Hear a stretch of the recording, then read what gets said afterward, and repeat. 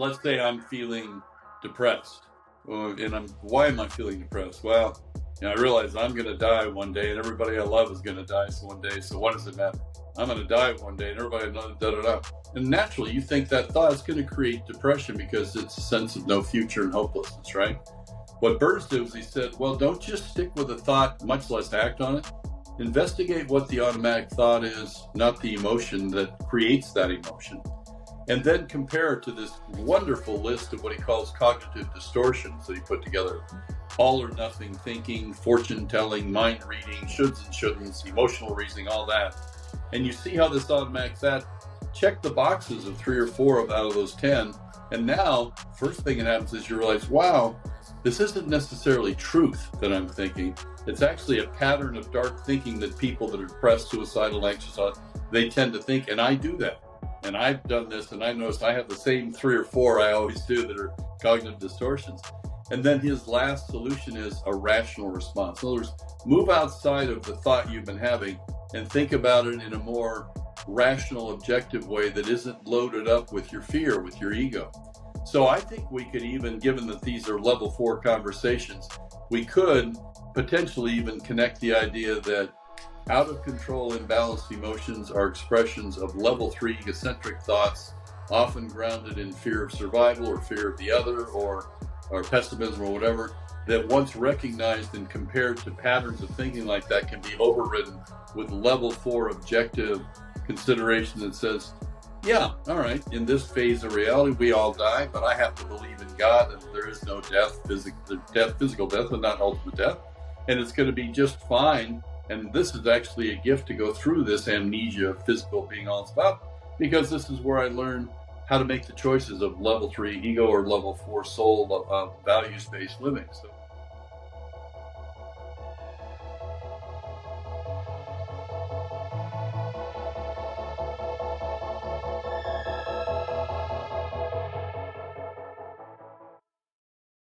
Hello, and welcome to another episode of Fourth Level Conversations with Al and Stacy. We're glad to be with you today.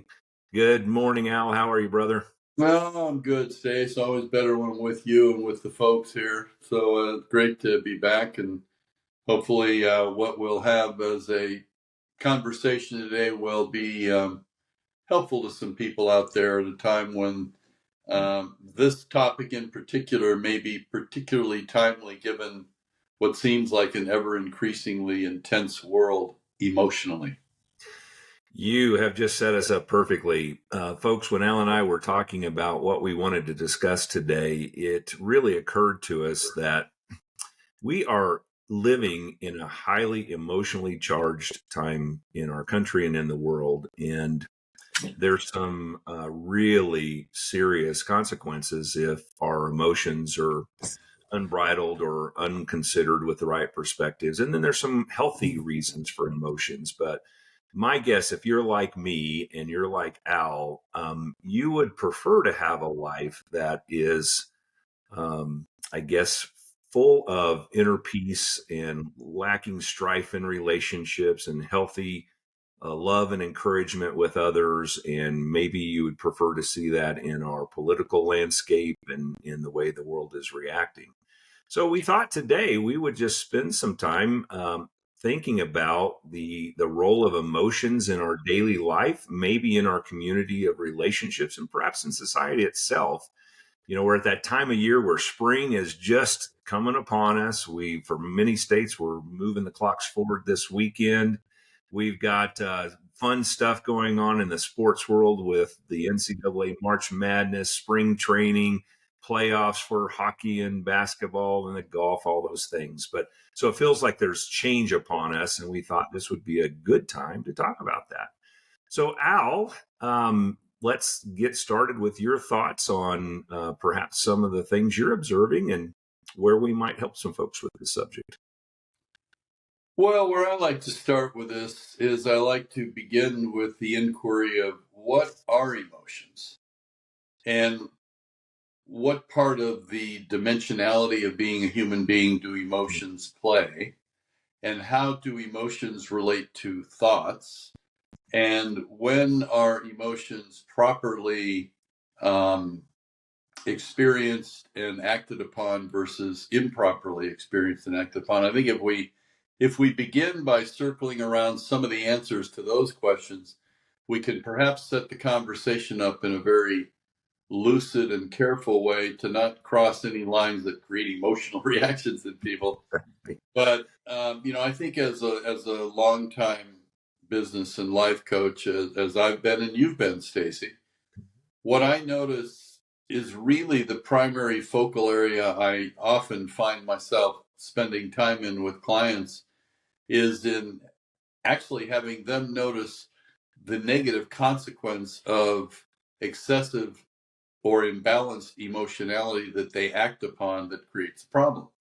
But what comes to mind is think about every Friday night in most towns in America where you have people go out to bars and they slam 5 or 6 beers and then they end up taking it outside in the parking lot and getting in fist fights or doing all the crazy things that too many people do. Why? Well, we tend to blame the alcohol, but what does the alcohol do?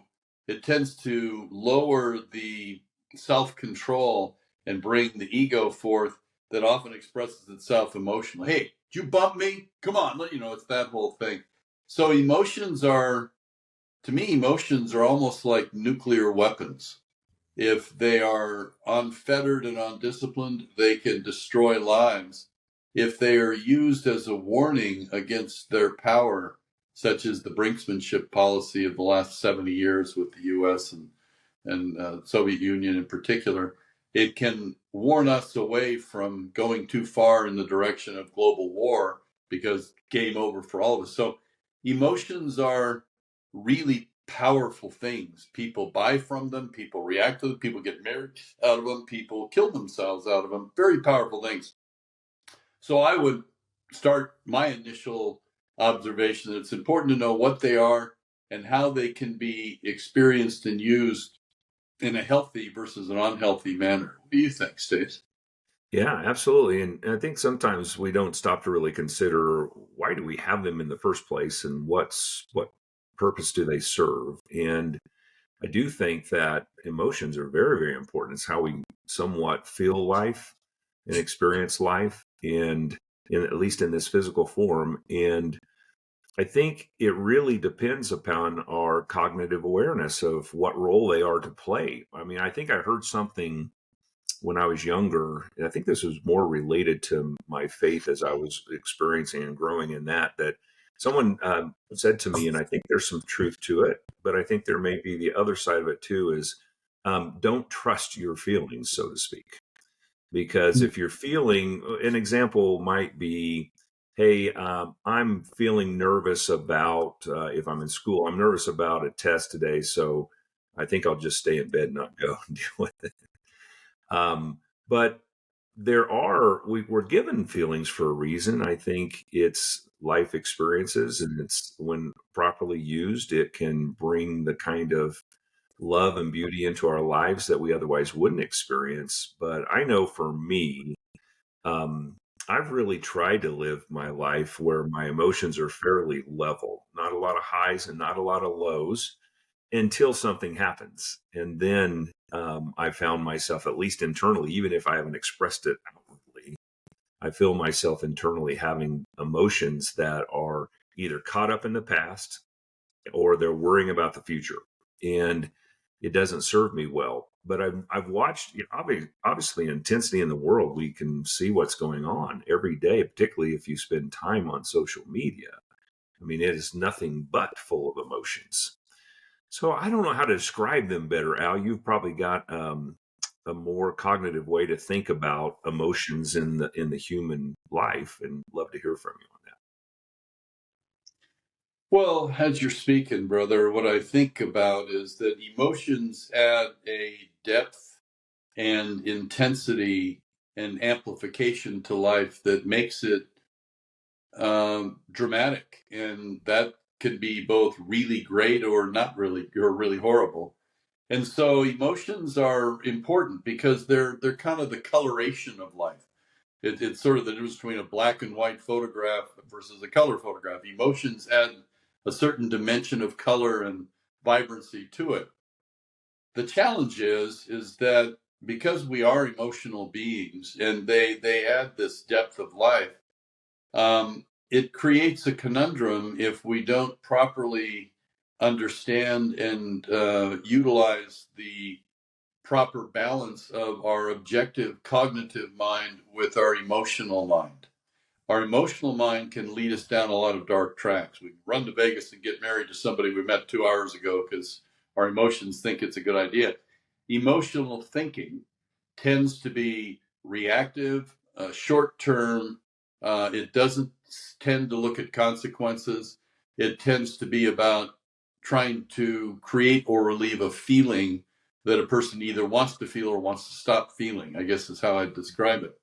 And whereas cognitive objective thinking is using our rational mind to think through things and how actions have consequences and seeing where those consequences are likely to lead.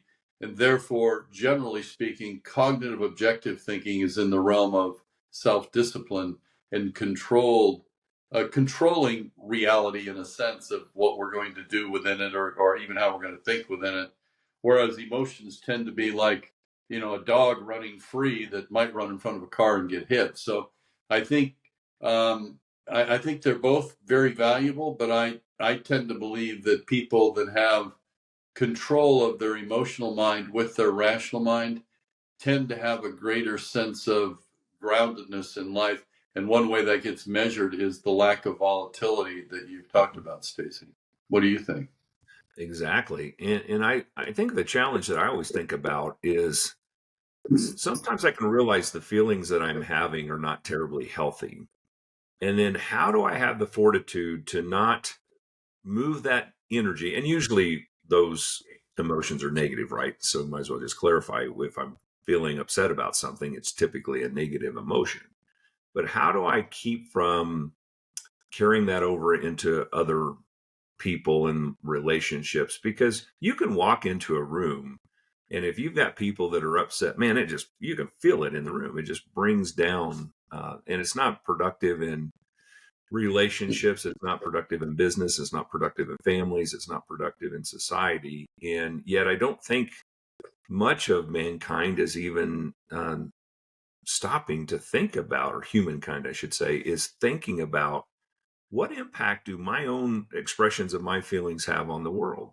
Are they going to be healthy and positive, or are they going to be detrimental? And I do think that there's vast examples of detrimental emotions. And we were talking earlier about just the impact on young people in particular, that social media, where bullying happens and so forth. I actually think it's a national crisis as it relates to our youth. I know young people. I've had them obviously as my kids, and I've watched it. And even the most stable of kids, they're hurt by those things. And what's stunning to me is that the recipient is certainly impacted, but the impact of the person doing it to themselves, it's I don't know. I'm worried about it with our generation coming up, and I suppose it's been true throughout the history. But how do we deal with it in a way where people become more aware of this in a bigger fashion than, a short podcast that Alan and Stacy are talking about? You raised some great points, Stacy. As you're speaking, what occurs to me is that emotions create an energy field, Mhm. and that energy field can be positive or negative. And if the emotions are uncontrolled, they're going to tend to be an expression of level 3 ego. And therefore, they're going to create an energy field reflective of level 3 ego.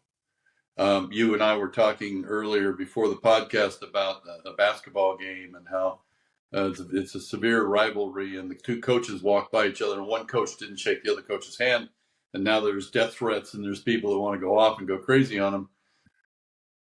Take that example. Take the political landscape, where if you're for Trump, you want a dictator. If you're for Biden, you're a Marxist idiot. There's all this inflammatory language around the political landscape. And then people get connected with a meme, with a certain thought that they invest emotion in. Excuse me. And it creates a sense of us versus the other. and it sets up tribalistic conflict, whether it's individuals in a bar on Friday night or it's the political landscape. That's the danger zone of emotions. A place I've found myself getting a lot of help that may be helpful for people watching this is, well, what do you do about it to have a healthy relationship with emotions? Because emotions can be good too. That energy field can work the other way. If you walk into a room, and frankly, Stacy, I think you do this very naturally, and you've got a smile on your face, and you tend to be kind of about whoever you're with, and you tend to be positive and uplifted, and you're sort of carrying that foundation of faith that I know is at the core of your life. It calms the room, and people feel good. They feel safe. They feel like this is a good environment, and you actually helped imbue the room with that by the emotions that you're reflecting in your face and in your activities. What do we do when we have emotions that have taken us off the track into the darkness? A book that we have maybe talked about even on this podcast that I came across 17 years ago is called Feeling Good, The New Mood Therapy by Dr. David Burns. And it's really all around this issue of how we have things like anxiety, depression, and oh, he either had to go to the restroom or he's going to get the book. I'm guessing the book. I'm guessing the book. So this book, Feeling Good, has really been a life changer for myself and for a lot of people. It actually helped. It actually helped change psychology and psychiatry away from a previous way that those mental health fields operated. Previous to Burns, the belief generally is that emotions create thoughts. If I'm in an angry mood, it's going to have me have angry thoughts. And while that's true, where Burns came in and was revolutionary was he said, but first, thoughts create emotions. And therefore, if you are in a dark space emotionally, fear, anxiety, depression, suicidal ideation, whatever, you're in a dark state, that's happening because of an automatic thought you're running around over and over in your head. Let's say I'm feeling depressed. Why am I feeling depressed? Well, I realize I'm going to die one day, and everybody I love is going to die one day. So what does it matter?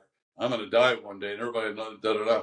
And naturally, you think that thought is going to create depression because it's a sense of no future and hopelessness, right? What Burns did was he said, well, don't just stick with a thought, much less act on it. Investigate what the automatic thought is, not the emotion that creates that emotion, and then compare it to this wonderful list of what he calls cognitive distortions that he put together. All or nothing thinking, fortune telling, mind reading, shoulds and shouldn'ts, emotional reasoning, all that. And you see how this automatic that check the boxes of 3 or 4 out of those 10. And now, first thing that happens is you realize, wow, this isn't necessarily truth that I'm thinking. It's actually a pattern of dark thinking that people that are depressed, suicidal, anxious, they tend to think, and I do that. And I've done this, and I noticed I have the same 3 or 4 I always do that are cognitive distortions. And then his last solution is a rational response. In other words, move outside of the thought you've been having and think about it in a more rational, objective way that isn't loaded up with your fear, with your ego.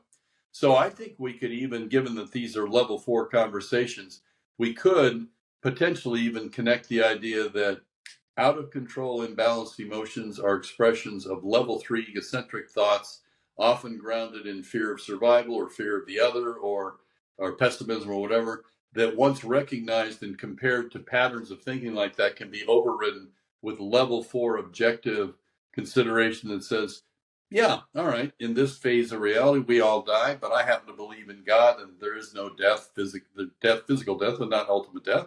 And it's going to be just fine. And this is actually a gift to go through this amnesia of physical being all it's about, because this is where I learned how to make the choices of level 3 ego or level 4 soul of values-based living. So I guess that would be my overly verbose Irish way of taking on a simple question that you asked, Stacy. So now why don't you say it in a simpler way people can actually understand? Yeah. Now, this book, the reason I got it, I heard Al talk about this probably 15, 16 months ago, and you referenced this book, and I went and got it, and I've read through. It's a fairly technical book in the sense of there's some detail, but all of the things the distortions that Al was describing, you can just read through this and go, yep, that's me. Oh, yeah, I've done that. Yep, that's me.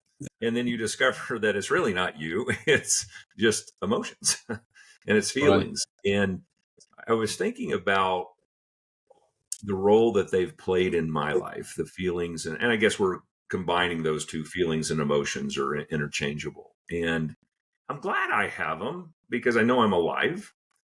But if I'm being honest with you and our audience, which I always am, um, most of it has led to some suffering for me. And it's self-imposed. It's not something that others have imposed on me. It's so forth. And what I'm trying to learn from that is that there are ways to deal with that when they occur. And Al, you've explained this in previous podcasts, I think are beautiful. When I'm starting to feel something, and it's my ego, right? It's self-doubt is from our ego. Thinking we're all that and some more is from our ego. And somewhere in between is reality about who we really are because we're measuring ourselves to our personalities and our emotions and how we, I do think that we think about our character and our values and the way we express our feelings and emotions to others. But you've often said and stopped and said, what would faith say right now? What would love look like in this situation? And that's really helped me, Al, in that when I start getting those feelings, and I don't want to ever say, oh, I'm going to eliminate any negative feelings or emotions of sadness. I mean, there are things, we've had friends that have had tragedies in the last month that, man, if I can't have sadness and literally grieve with my brothers when things like that happen and sisters, then there's no point to compassion and love and all the things that we're talking about. So I don't want to get rid of them, but there's some that, for me, it's more about self-doubt, it's regret, it's all those things. And it doesn't serve me well. So the faster I can get out of those and replace them with other types of emotions, and maybe this is where people think about positive thinking, just think positively. Well, that's our Yeah. mind trying to train our bodies to have a positive emotion, Right. basically. Right. And so we're all going to deal with these things, and it's unique to each of us at our skill levels of dealing with that. But here's what I do think is that if we don't become more aware of the role that our ego plays in driving our egos, it can make things bad for people. It can make things bad for the world. We see it going on across the world and in politics. And, I've got my own personal views of the direction the country should go and who I would politically support. But those people on the other side of the aisle, they're my brothers and sisters. I'm not going to, do I want to eliminate half of the world just because I want to be right? I mean, how boring would that be? So it's hard to kind of dive in for me and say, do these 5 things when you have a certain type of emotion, but there are some strategies. And Al, maybe you can spend a little more time talking about how you've done that. Well, one of the things you've raised a lot of great points here, Stacy. One of the things I think we want to take a look at is we've tended to talk about emotionals as problematic, Yeah. but they can equally be wonderful. And in fact, I was thinking as you were speaking, what would a world be like if you had humans that had no emotions? We were all Spock, be a bunch of robots. It would be boring. It would lack color, dimensionality. It would lack spirit. Emotions are a part of spirit. So it isn't that we need to get rid of emotions. We need to control emotions because emotions can be very, very positive. Many people listening to this podcast are in business. Many of those people either run businesses or they perform vital operational functions or they're salespeople. Salespeople know, and Stacy, you've guided sales teams for half a century. Salespeople, the secret to sales is really emotions rather than logic.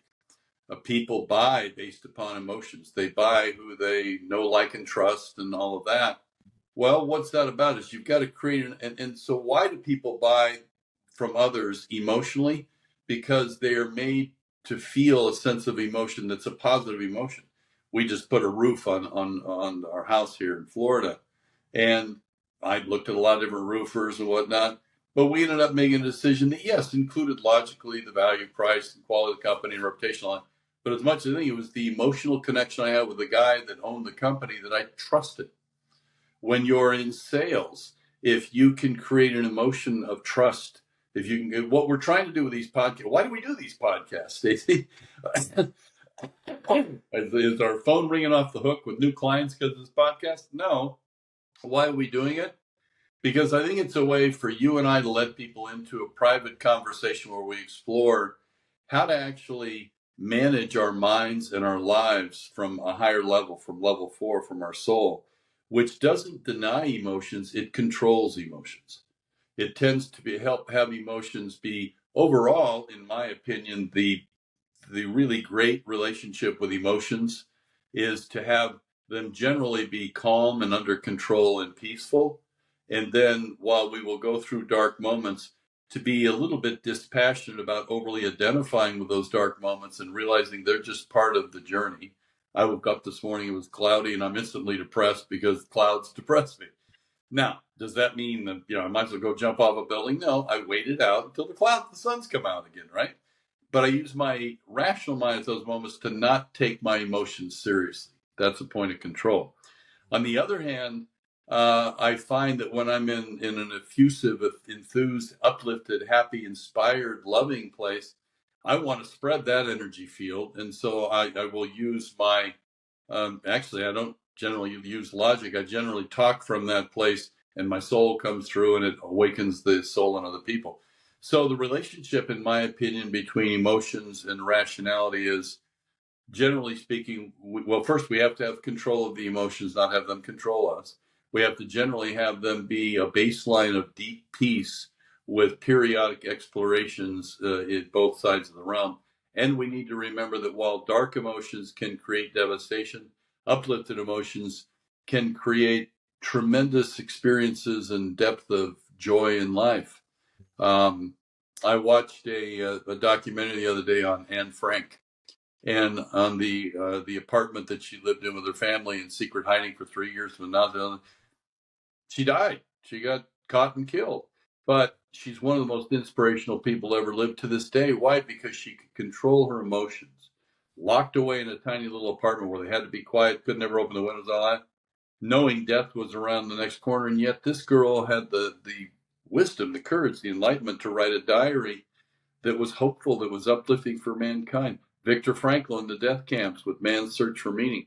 There's countless cases of people who have used their cognitive, rational side to control the dark emotions and then give really wings to the angels of bright emotions to help uplift others. In my opinion, it's that process that we're here to learn as human beings, is how to control our emotions so we can use them for the light and for the good, as opposed to let them control us for the darkness. What do you think, Stacey? I was sitting here thinking, as you're describing those individuals that faced challenge and tragedy in the world like most of us never will. Amazing. That in itself was worth this time for me personally. And I think about what Al was talking about in the positive energy. And it's not about manipulation in sales. It's not. It's about finding and uncovering the core values of a prospective client, relating to those values and solving for problems they may have in carrying out their values in their business and their life, and being a part of the solution to that. Al, I had a question for you. I wonder, I've experienced in a couple of situations where an individual comes into a professional setting and the positive emotions are so bold and consistent that it causes other people not to believe it's real. Have you ever seen that? Yeah, yeah. And it may not be. Now, it's Right. real. The question is it authentic or is it manipulative? I think, at least for No. me. When I I get people that are just, over the top, that thing, I get cautious because it's so extreme, it's not believable, therefore not relatable, because it doesn't feel authentic and begins to entertain questions of manipulation. yeah. Whereas I think what level 4 is about, Stacey, what Stacey Harding is about, what Alkaline tries to be about, is to ground our relationships with others on the depth of authenticity, sincerity, honesty, and values-based interrelationships with other people as a commingling of energy fields that, in the course of which we have that interface, in my mind, divinity emerges. And we recognize the divinity in all of it by experiencing the divinity in the person we're with. That at some point, the difference evaporates and it's no longer Stacy over there and Al over here with different opinions. We're just sharing this state together that feels like a little glimpse of heaven. Yeah, no doubt. It's interesting. I've seen on that question we were talking about the positive emotions that come into a group of people and it's consistently there. I've seen a couple of situations where it at least appeared that it wasn't authentic because the minute there was a difficulty, kind of the fangs came out, so to speak. And so those people, they become hard to trust very quickly when that happens. And, I've always kind of shared with people, I think you can really get the depth of someone's emotional intelligence when things aren't going well. Everybody looks awesome when it's going well, right? But lots of industries have had challenges over the last couple of years, and you can really see those who have a heart and a mind and a soul that they want to do good, even if it's challenging and even if they fall flat in a response from time to time. But I've also seen some situations where someone generally is that way. And if there's anybody listening to this and you're like, wow, am I being perceived as not authentic and so forth? I don't know how to tone that down because it's who I am.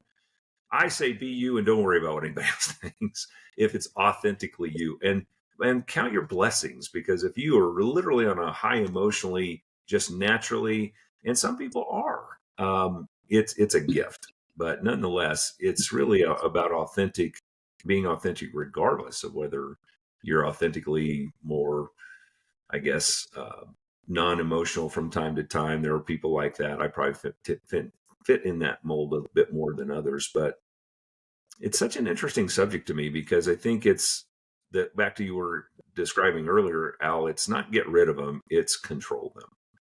And it seems like, yeah, and a lot of what you and I have done in our lives, Stacy, and we work with our leaders. yeah, And it's important for leaders to have a very high EQ, emotional yes, intelligent quotient, because we tend to overemphasize IQ in this society, but EQ is the connection. IQ is the executioner of process. EQ is the connector. And so if a person can be very conscious and grounded in their emotional control without becoming emotionless, they don't have to fear life. The reason you and I are doing these podcasts is to draw the connection between choosing level 4, your core values of your life, as your true identity over your ego motivations. When you do that, you tend to have karma, or as you sow, you'll reap. You have consequences reflective of who you're being. When you choose to be an expression of love, compassion, kindness, faith, truthfulness, peace, wisdom, gratitude. When you choose to be that, even in the moment, you change the atmosphere of the room and you create a place where people forget to be afraid of their intrinsic existential angst over their awareness of their mortality. Mm-hmm. So it's important to have emotions, but to control them and to use them for the good. But however we relate to emotions and we reflect them is, as much as anything, a reflection of whether we're coming from our level 3 ego or our level 4 values. Therefore, to me, today's podcast is an invitation for people to look inside themselves and say, I'm not always going to feel happy. I am going to get depressed. I am going to get anxious. And it doesn't make me a bad person. It's an invitation for me to see, why is this happening? Is it for reasons outside of me? Is it biochemical, or is it my thought process, or all the above? And what if I look at it as a lesson, as a test to see how I'm going to get past it so I don't further that energy field into the world?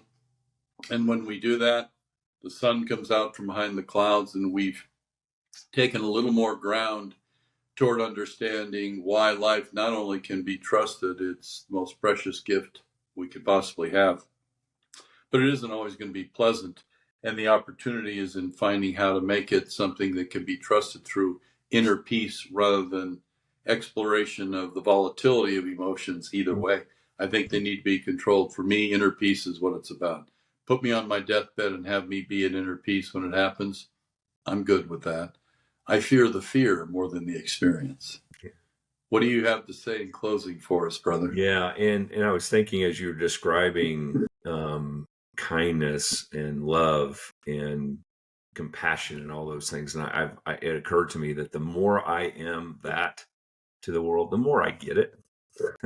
It just kind of comes to us when we bring good into the world. It comes back to us, and it doesn't mean easy. It just means good. Right. So we're grateful.